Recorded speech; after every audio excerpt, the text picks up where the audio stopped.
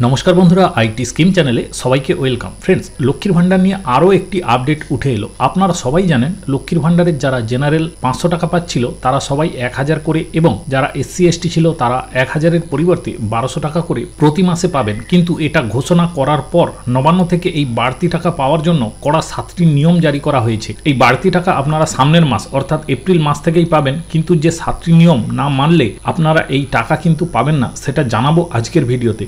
অবশ্যই ভিডিওটি পুরোটা দেখবেন, তাহলে আপনি জানতে পারবেন এবং সেই সঙ্গে ভিডিওটি শেয়ার করে সবাইকে জানার সুযোগ করে দেবেন এবং চ্যানেলটি সাবস্ক্রাইব করে সাথে থাকবেন এই ধরনের আরো নিত্য নতুন টেকনিক্যাল আপডেট ও লেটেস্ট নিউজ পাওয়ার জন্য।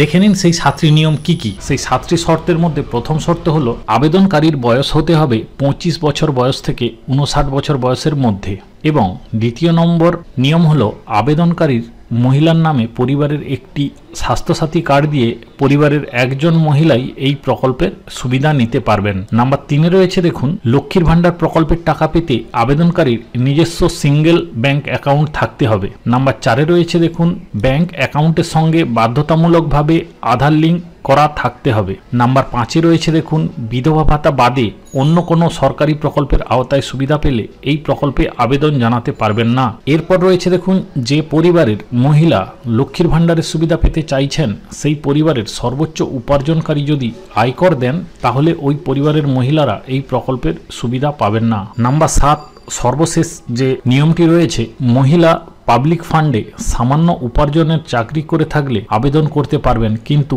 অঙ্গনওয়াড়ি আশাকর্মী সিভিক ভলেন্টিয়ার হলে এই প্রকল্পের সুবিধা নিতে পারবেন না। তো ফ্রেন্ডস, এই ছিল 7টি নিয়ম। যে নিয়মগুলো না মানলে কিন্তু আপনারা এই বাড়তি 500 টাকা এবং বাড়তি 200 টাকা যে দেওয়ার কথা রয়েছে সেই টাকাগুলো কিন্তু পাবেন না। তো আজকের ভিডিও এই পর্যন্ত ছিল। অবশ্যই বন্ধু বান্ধবদের মধ্যে শেয়ার করে এই নিউজটা জানিয়ে দেবেন এবং চ্যানেলটি সাবস্ক্রাইব করে সাথে থাকবেন এবং সবাই ভালো থাকবেন ও সুস্থ থাকবেন।